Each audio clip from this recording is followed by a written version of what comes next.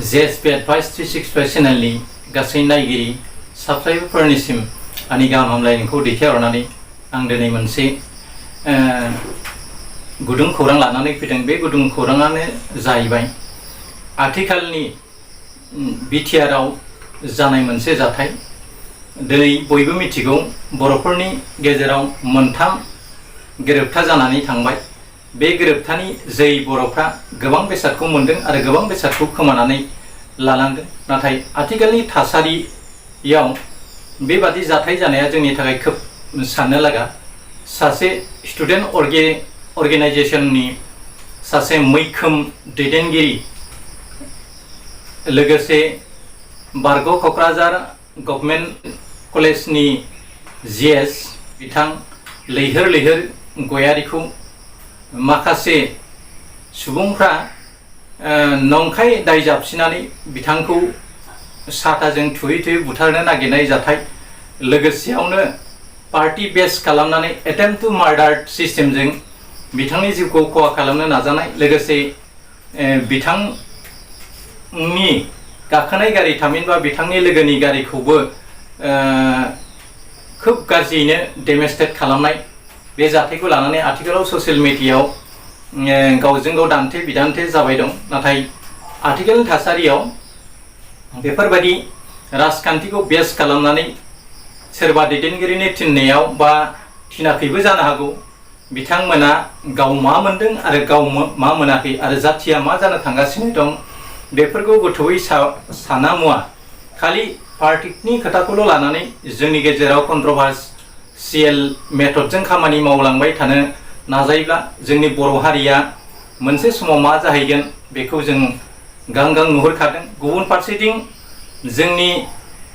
BTC थामहिनबा बिटिआरआव थानाय आदिबासि सुबुंफ्रा बर'फोरखौ जाबादि नोजोरजों नायनानै गोबां खोथा फोसावगासिनो दं। बर'फ्रा थाइलेण्डनिसो चाइनानिसो, नोंसोरा आदिबासिनि सायाव जेबो बुंनांगौ खोथा गैया, आदिबासिखौ एदावना लाना बायदि खेबले जोंनि बर' जातिखौ बिथांमोना नासयबाय दङ आरो एदावबाय दङ आरो माहारियारि मोनसे दाङाबाजि लाबोनो नाजाबाय दङ। बेबायदि थासारिनि गेजेराव जोंनि बर'फोरनि गेजेराव डिभाइड एन्ड रुल खालामलायनानै सोरबाबा इउपिपिएल जानानै सासनाव फैनो लुबैनाय, सोरबा बिपिएफआ सासनाव फैनानै गावनि राजमासिखौ रैखाथि खालामनो नाजानाय, बेफोरबादि थासारिखौ जों नुनो मोनदों। थिग बिदिनो क'क्राझाराव जानाय मोनसे जाथाय, लैहोर गयारीखौ सानैसो दुथां सुबुङा जेब्ला लैहोर गयारीमोना मोनसे हटेलाव जामु जादोंमोन। बे जामु जानायाव थामहिनबा आदार जानायाव बेसेबां बिल जाखो, बे बिलखौ होनायाव माखासे बिहेभियरनि खोथाखौ लानानै बिथांनि मोननि गेजेराव एसे दान्थे बिदान्थे जादों आरो बेबायदि बुब्लियावनो सानैसो थामहिनबा बिथांमोननि भिडिअ फुटेजाव बुंनाय बादिब्ला इउपिपिएलनि सानै दैदेनगिरिफ्रा फैनानै बिथां लैहोर गयारीखौ बिपिएफनि एजेन्ट जानानै खामानि मावनाय बादि खोथाखौ बुंदों आरो बिथांखौ बुंदोंदि नोंथांमोना बेफोरबायदि फिसा बिला हटेलाव जानायनि मा ओंथि दं, मानो बिल बिफैनांगौ आरो नोंथांमोनाथ' लाख कौटि थाखानि जाब्लाबो जाख'नो हाया, बेफोरबायदि माने जाथाय खालामदों होननानै बिथांखौ डाइरेक्टलि एटाक खालामनाय खोथाखौ बिथांनि भिडिअ फुटेज आरो माखासे ससियेल मिडियायाव फोसावनायफोरनिफ्राय जों मोनदों। दा खोथाया जाहैबाय थोंजोङै बिथां लैहोर गयारीखौ थोंजोङै बिपिएफनि दैदेनगिरि होननानैनो बिथांखौ थोंजोङै एटाक खालामनो नाजानाय खोथाया बिथांमोननि खोथानिफ्राय जों मोनथिनो मोनो। नाथाय खोथाया जाहैबाय जों मा मोनदों आरो मा खोमाना लादों आरो जोंनि बर' दैदेनगिरिफ्रा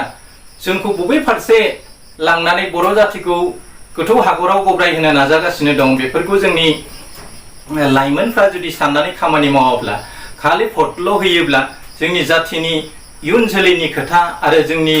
ग्रेटार इन्टारेस्ट जायखौ बड'फा उपेन्द्रनाथ ब्रह्मआ बर'फोरनि थाखाय थांनाय थैनाय राव हारिमुखौ लाखिनो थाखाय बर'फोरनोदि गंसे आलादा हादोरनि खोब गोनांथि दंथारो। दा बेफोरखौ बेस खालामनानै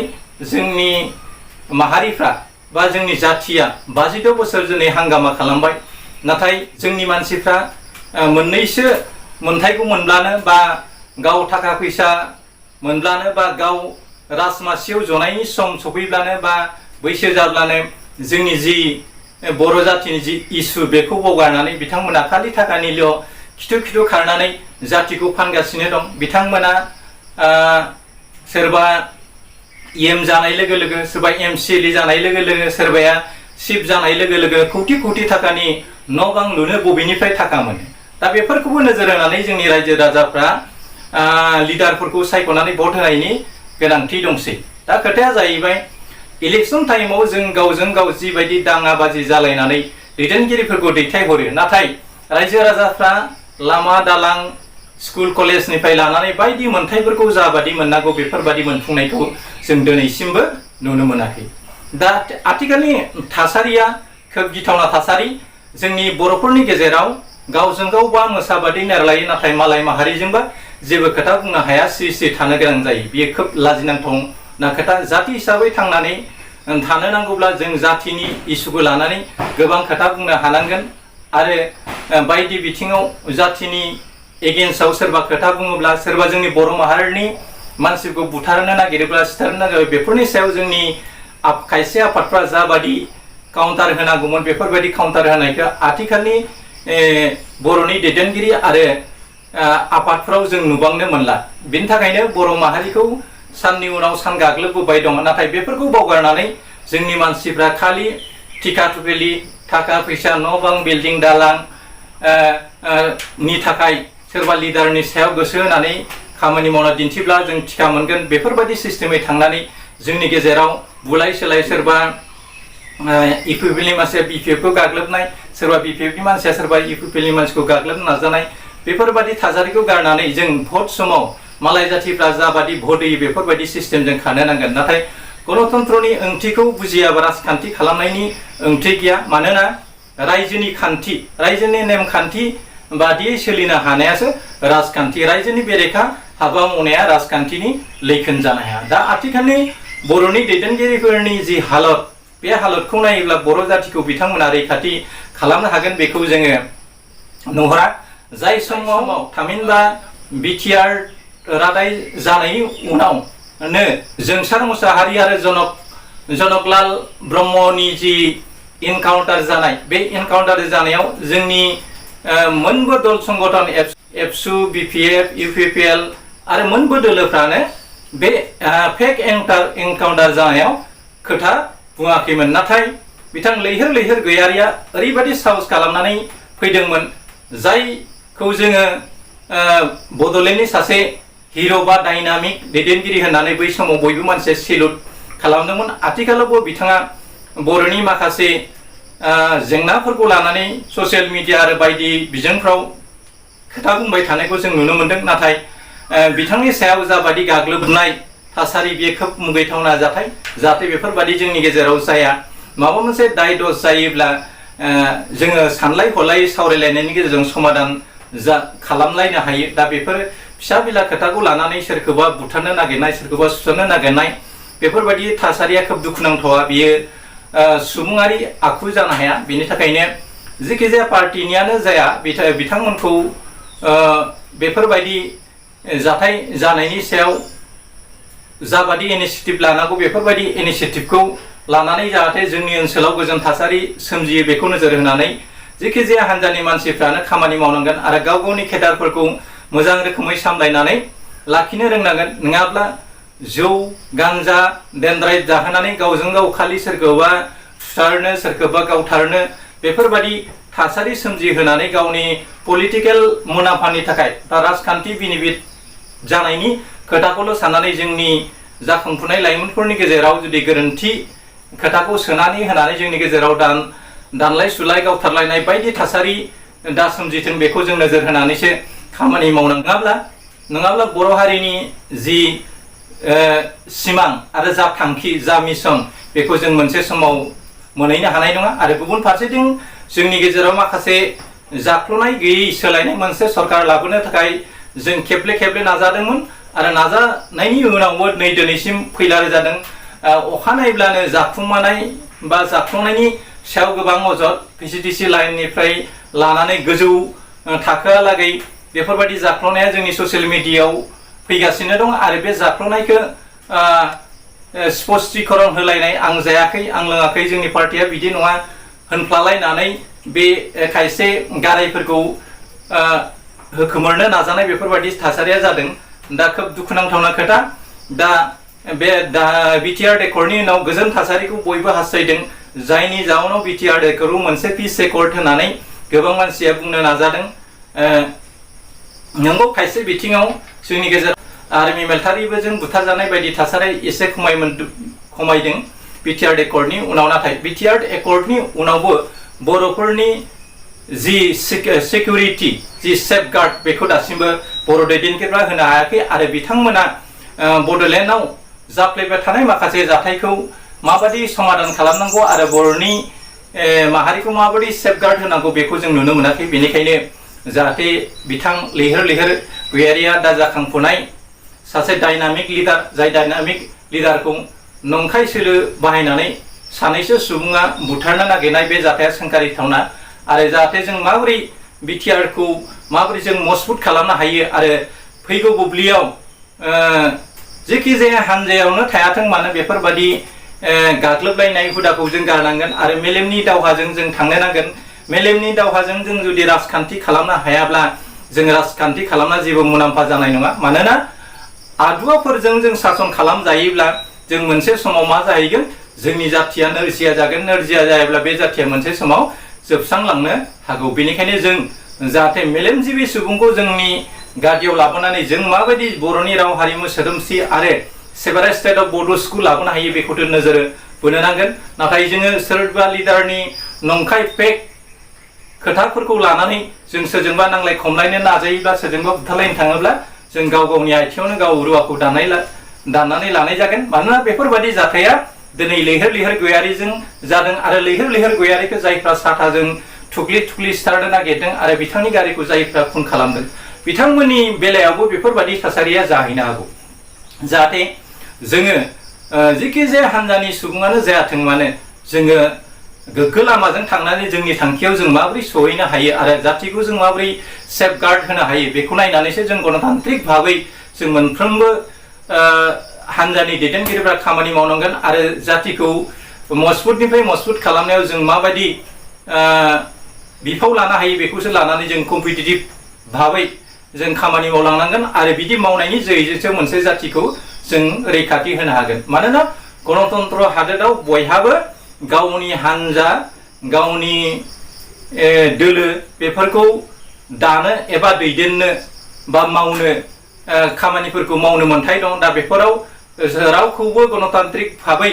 इलिगेल नङाब्ला बेखौ होबथानो हाया बेनिखायनो जोङो लिगेल भाबै खामानि मावनानै जों जातिखौ माबोरै सेफगार्ड होनो हायो आरो जोंनि गेजेराव आथिखालाव जाबादि थासारिजों एनडिएफ बिदा फंबायफ्रा मोनसे समाव एनडिएफखौ खोब गियोमोन दिनै एनडिएफफ्रा दिनै सोरनिबा दैदेनगिरिफोरनि आखाइ मोजोमनि फुथुला जानानै बिथांमोना मोसानो गोनां जादों 35 बोसोर हाथियारनि दावहा नांनानै जायफ्रा मोनसे गोजोन गोरोबथा जानायनि उनावबो बिथांमोना दिनै जोबथेसालिनि ओंखाम जानांबाय दङ दा बेफोरनि थाखायबो जों साननो गोनां दं खालि जोङो टिका टुकुलि आरो सोरखौबा गाग्लोबनानै सोरनिबा गाथिखौ रैखाथि खालामनो थाखायल' जोंनि लाइमोनफ्रा खामानि मावोब्ला खोब दुखुनांथाव खोथा आथिखालाव फैगौ एमपि इलेक्सनखौ लानानै जेबायदि थासारि खालामदों जोंनि गेजेराव बेफोरबादि जुदि लैहोर बर' जातिफ्रा ओंखारनानै जुदि जोबथेसालियाव थानाय एनडिएफोरनि थाखाय आवाज होयोब्ला आरो बिटिसि गभर्नमेन्टआ मोजां रोखोमै एमसिएलए एम ज' जालायनानै जोङो बिटिसिनिफ्राय बिल पास खालामनानै आसाम सरकार आसाम गभर्नरनि जोहै भारतनि प्रेसिडेन्ट बा नखर बिफाननिसिम एनडिएफखौ थाबैनो सोख'नाय जादों बेफोरबादि बिल खालामनानै आयेन पास खालामनानै जों जुदि बेबायदि नारसिनबाय थानायमोनब्ला दिनै बिटिआर एकर्डआ 4 बोसोर जानो थांगासिनो दं थेवब्लाबो जोङो एनडिएफोरनि सायाव जाबादि इनिशिएटिभ लानांगौ जोंनि दैदेनगिरिफोरखौ जों नुनो मोनाखै बेनिखायनो जोंनि गादियाव थानाय माखासे दैदेनगिरिफ्राबो थाबैनो जोंनि जातिनि थाखाय जायफ्रा थै आरो गोलोमदै होनानै खामानि मावदोंमोन बिथांमोनखौ जोबथेसालिनिफ्राय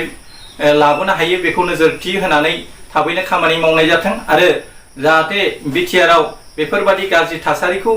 खालामनो थाखाय माखासे जौ जुवा देनदाय गानजा जाग्रा सुबुंफ्रा जायखौनो मैखौनो बेफोरबादि हटेल पाहार आरो लामा सामायाव दा एटेक खालामथों बेखौ नोजोर होनानै दिनैनि बिटिसि गभर्नमेन्टआबो खामानि मावनायनि गोनांथि दङ आरो गोहो मोनदों होननानै जोंनि लाइमोनफ्रा जायखौनो मैखौनो बेफोरबादि खालामनो नाजानाया जोंनि थाखाय खोब दुखुनांथावना खोथा लाजिनांथावना खोथा आथिखालनि सिभिलाइज जुगावबो सोरखौबा बुथारनो नागिरनाय गावथारनो नागिरनाय बेफोर खोथाया खोब लाजिनांगौ माबा मोनसे दाय दस जादोंबा आथिखालाव ससियेल मिडियायाव फैनो हायो टिभियाव बुंनो हायो बायदि बिजों दं बेफोरनि जोहै जोङो मा